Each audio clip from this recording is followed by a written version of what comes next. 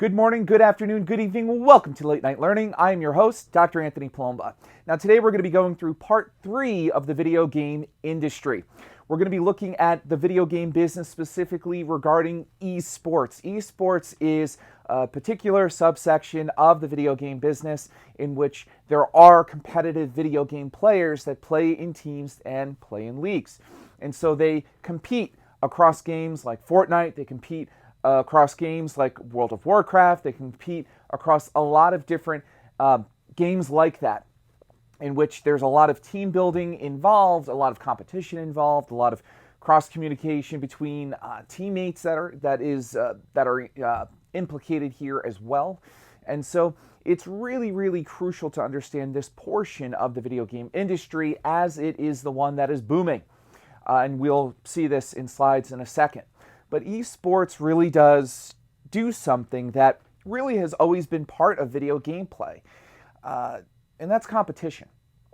Esports really does capitalize on competition. But we've always had competition in gaming.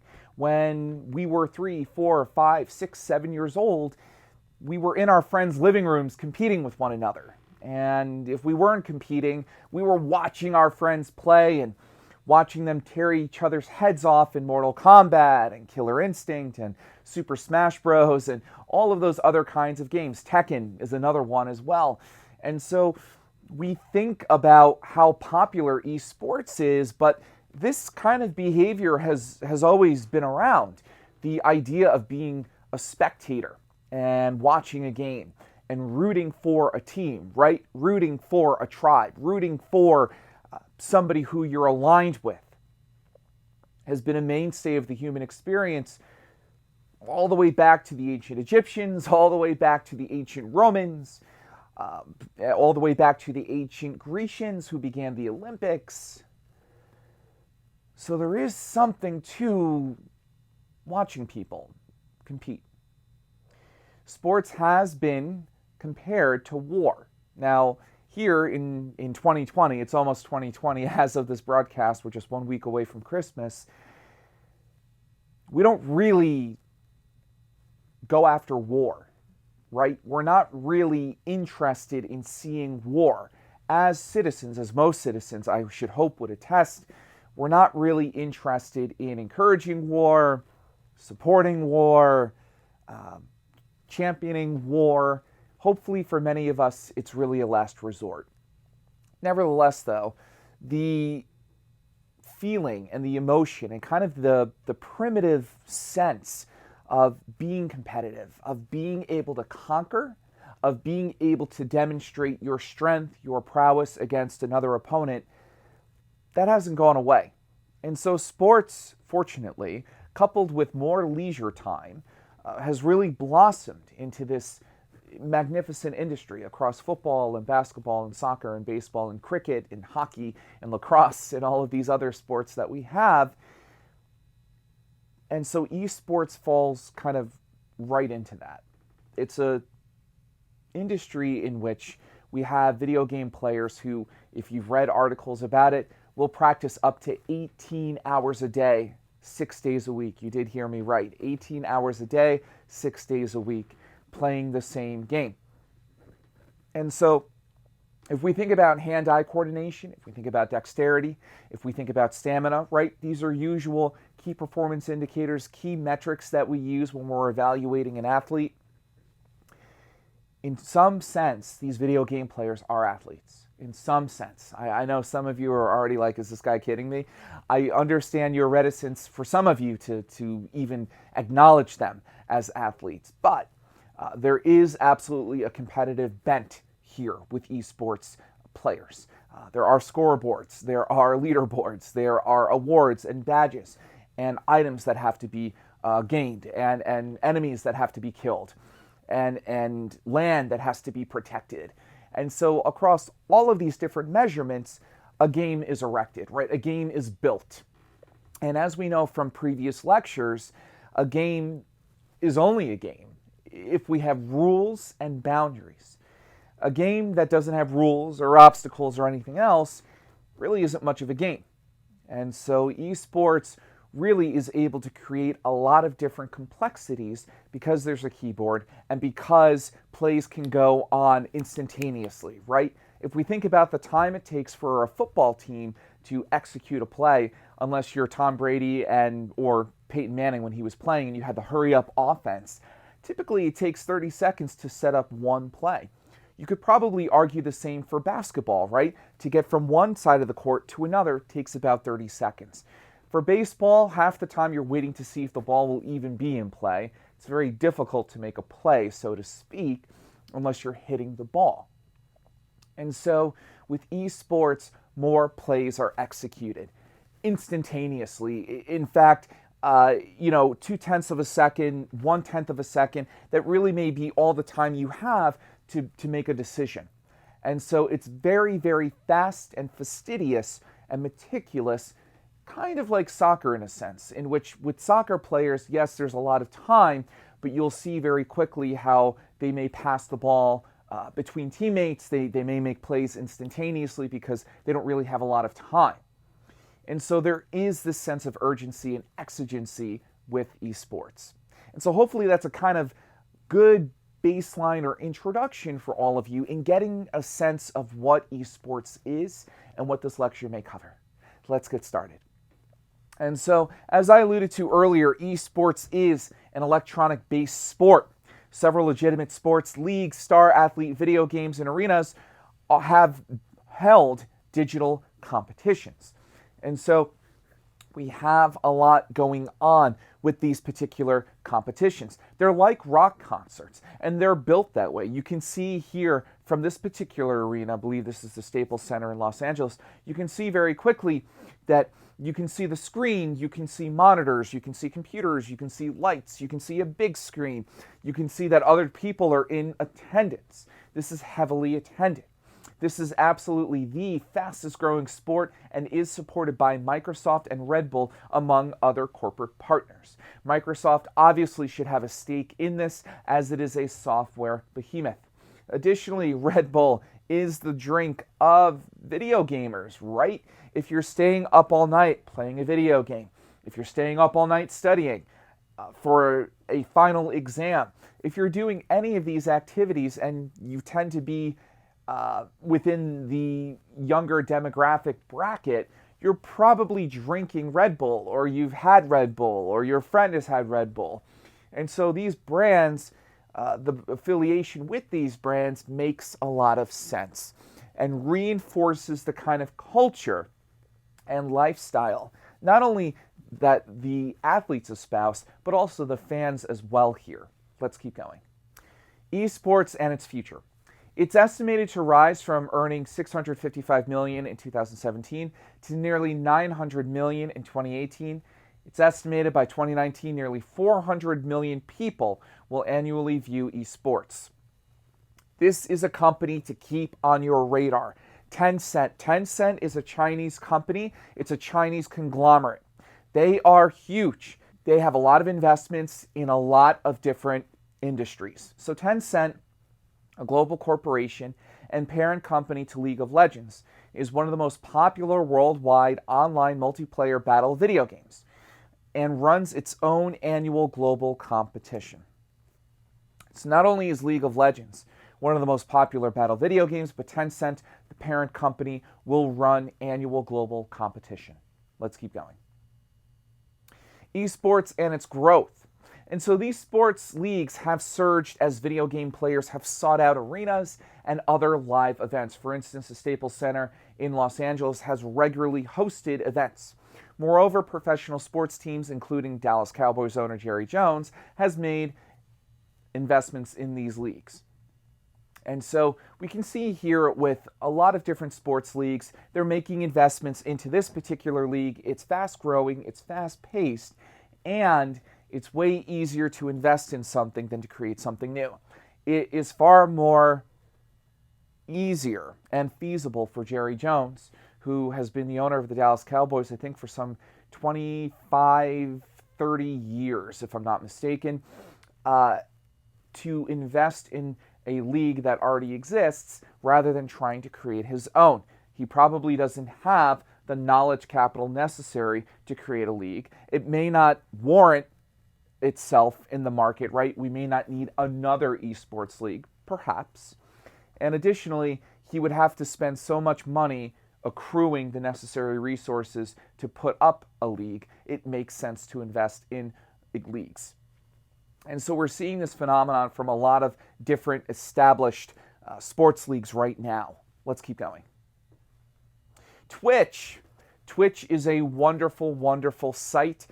It absolutely supports esports in many, many different capacities.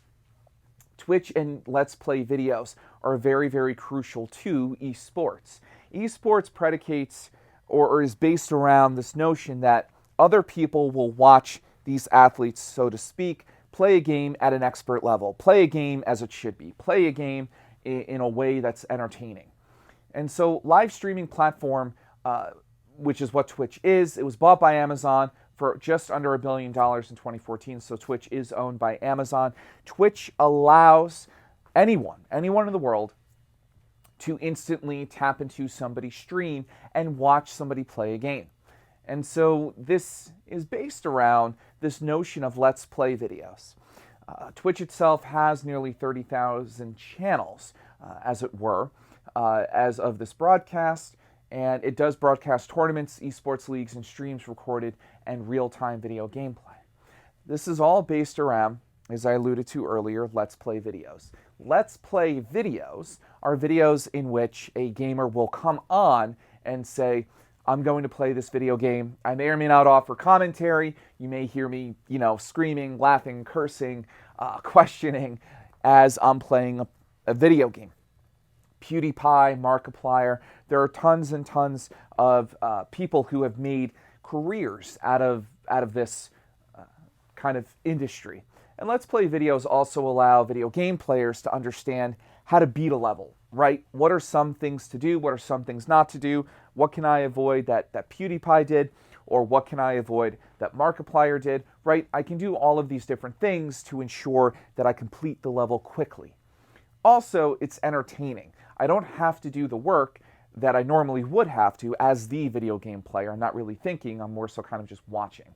So Let's Play videos really transforms the video game experience from interactive to passive. And so it almost comes off as kind of watching people. And again, it's that behavior that I brought up in the beginning, this notion of being able to be situated in your living room with friends and being able to watch other people play. Let's keep going. So if we're thinking about Twitch, if we're thinking about Let's Play videos, if we're thinking about esports, there's a lot going on here with software and hardware. There's a lot going on here. And so hardware and software are very, very close. Traditionally speaking, when we think about video game consoles and when we think about software that has to be sold for these esports leagues to run or for any kind of competitive video gameplay, it's a very fascinating relationship. So Gillette, the razor blade company, kind of had this model that began some 100 years ago by the founder of Gillette Razor. The gentleman elected to take a loss on the razor stick, right?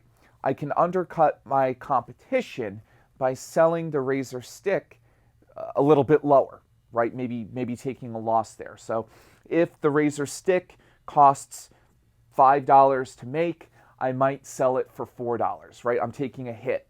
I'm taking a $1 loss, just as an example, every time I sell a razor stick. However, men shave all the time, as do women, and so I can make it up with the amount of razor blades sold. And so this particular model has been adopted by the video game industry for at least the last 30 years. The idea is that video game consoles may be sold at a loss.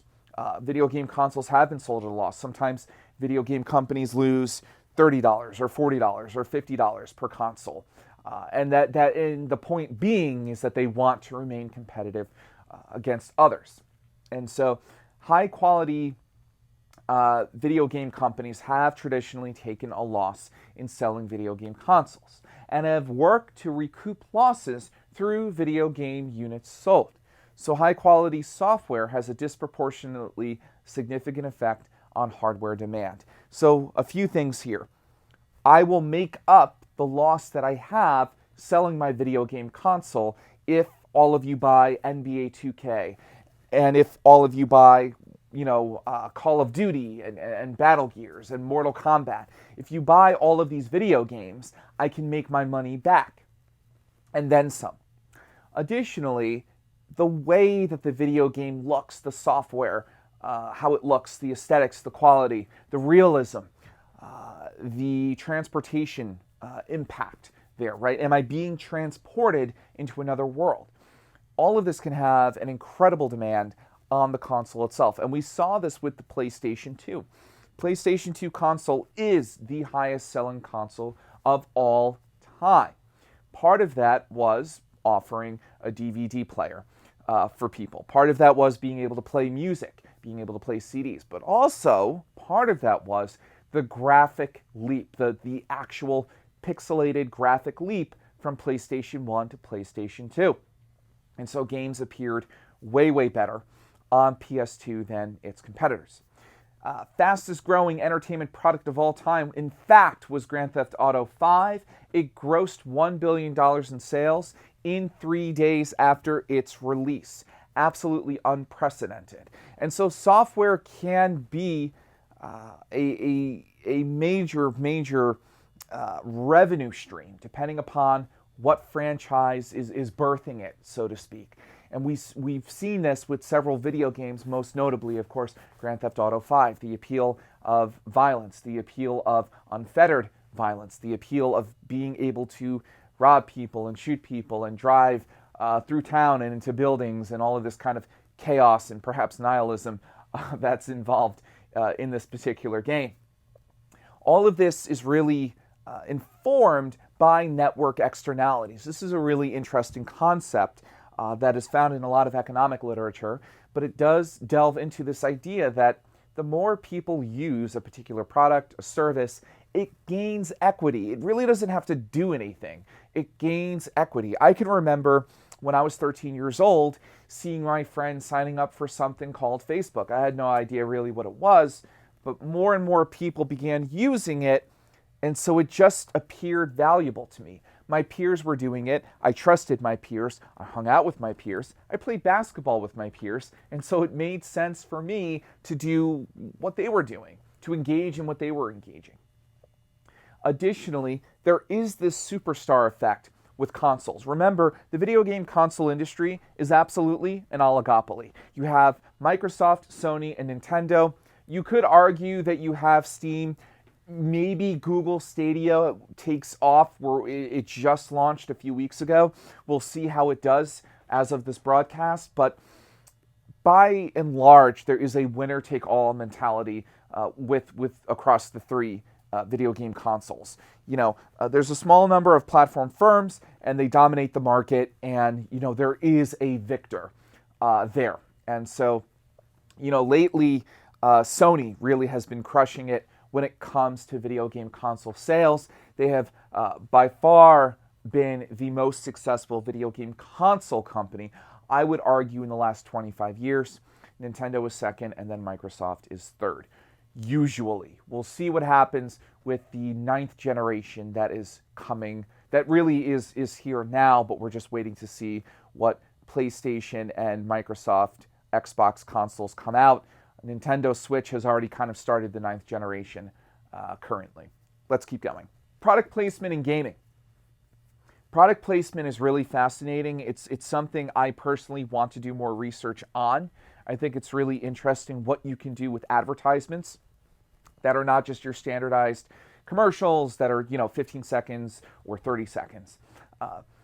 The placement of an advertisement amid game involvement and experience will impact brand memory, which is really fascinating to me.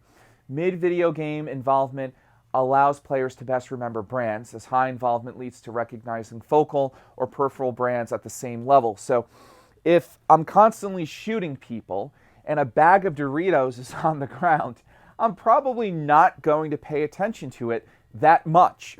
My focal point is really on getting out of the burning building, let's say, or my focal point is getting through D-Day, if I'm playing a simulation of D-Day during World War II.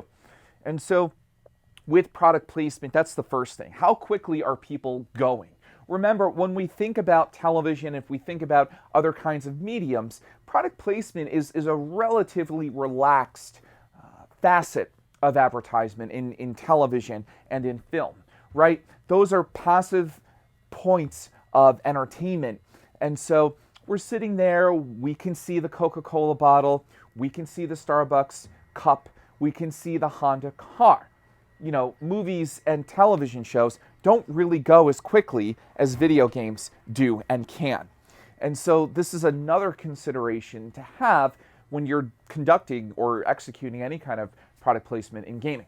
The degree of congruity between the product category of a brand and game content absolutely influences brand memory. Again, if you have a horror game, you may not want to put a product placement in for Victoria's Secret or Starbucks or Pampers diapers, right? I know I'm being a little ridiculous, but the idea is that you want to make sure that the kind of brand that you're putting in makes sense for the game. So maybe if you have a horror game, maybe you use John Deere tractors, right? Because they've had tractors in horror movies, and they have trucks in horror movies. And so maybe it makes sense to put that brand in a horror video game. I'm just spitballing here.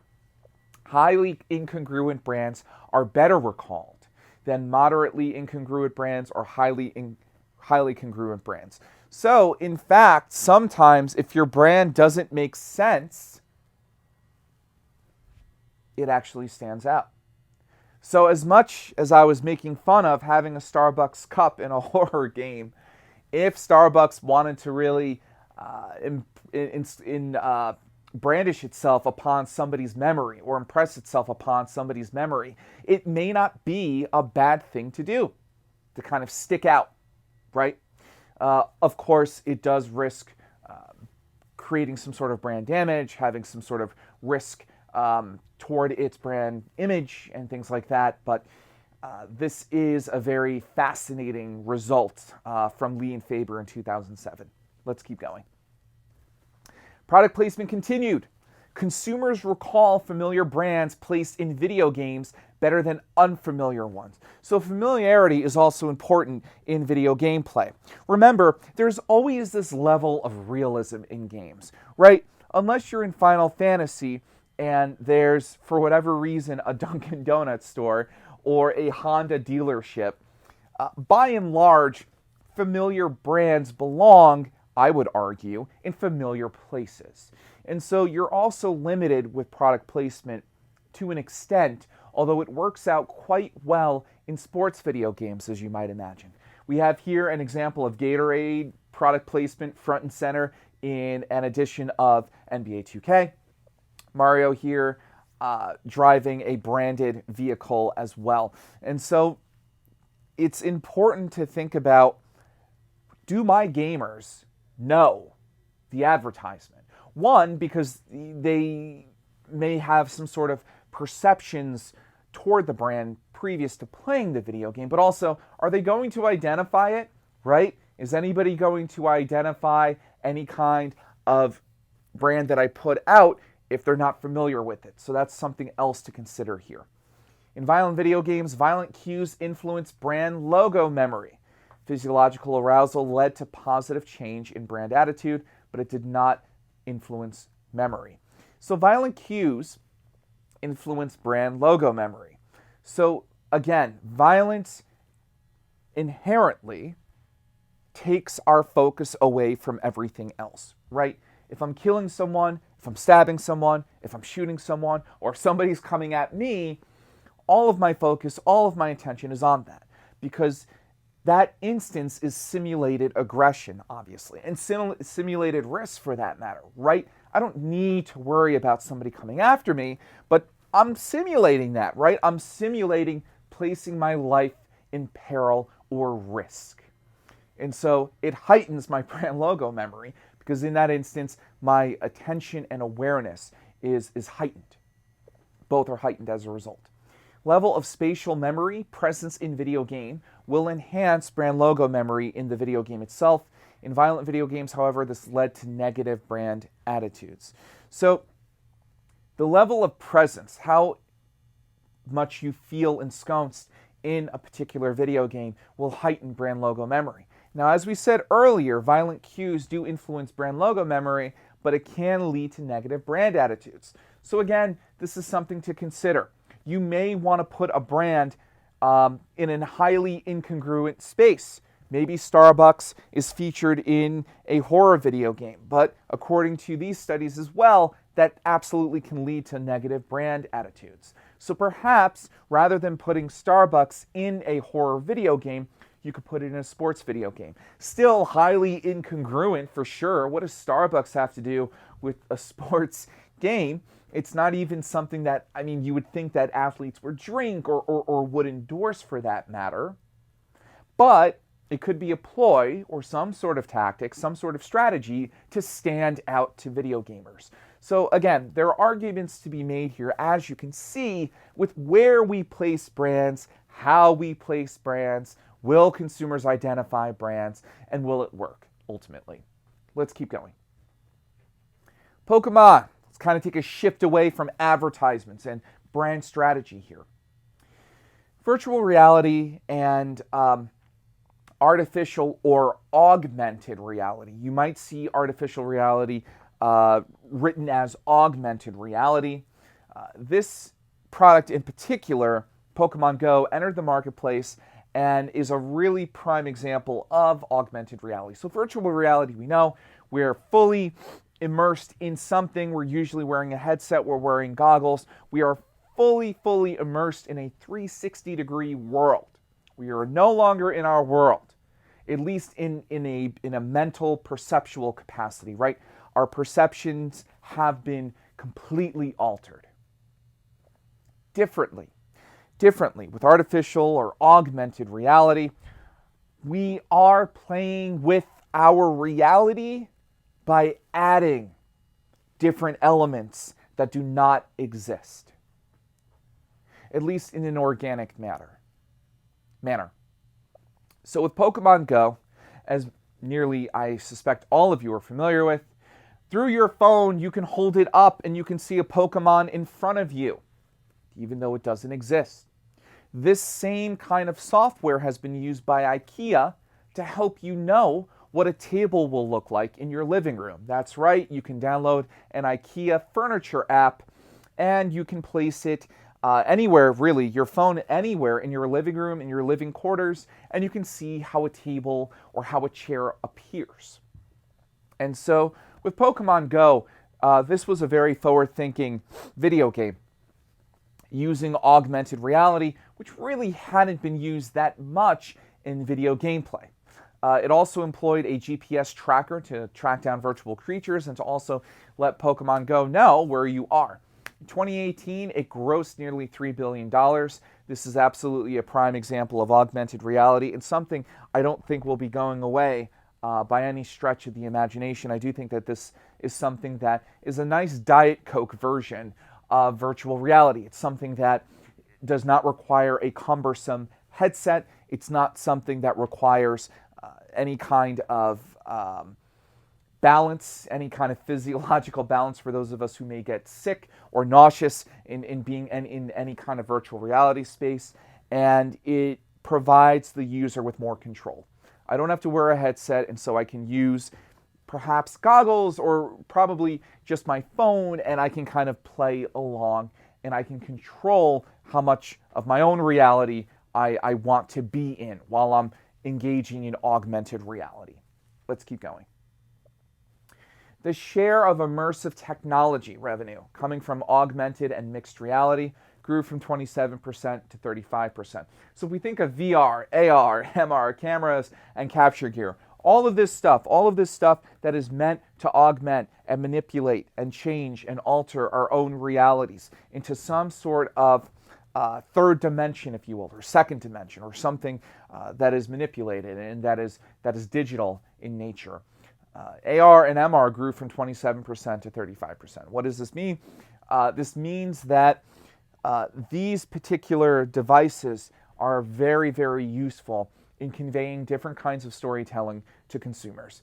If you want people to be immersed in something, one could argue we're already fully immersed in our own realities.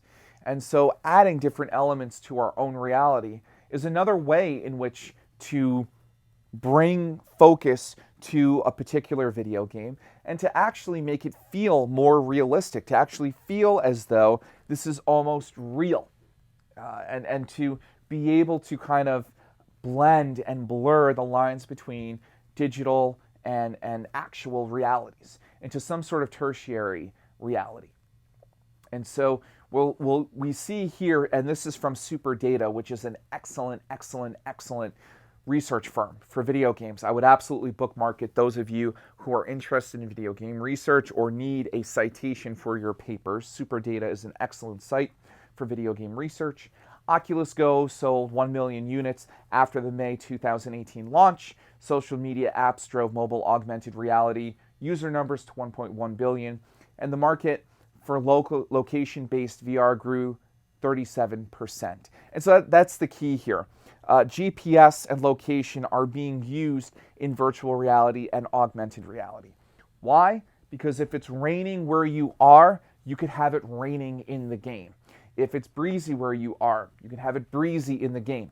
There are other things that video game developers are working on so that the lines between reality and the digital worlds that we immerse ourselves in are further blurred, that the digital worlds can kind of mirror what we go through every day.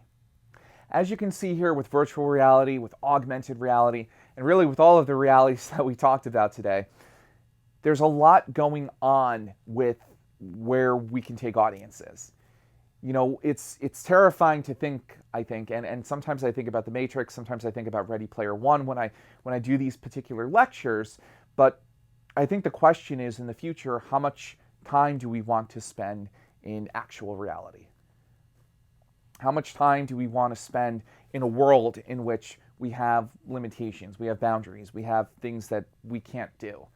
Whereas in a digital space, if everybody's playing and if there are rules and boundaries, and perhaps if we're competing on a team or a league, we're able to do anything. We're able to really transcend our limitations as human beings, and we're able to climb into something conceptually that's much greater than who we are. Well, that's all the time we have on Late Night Learning. As always, keep laughing and keep learning.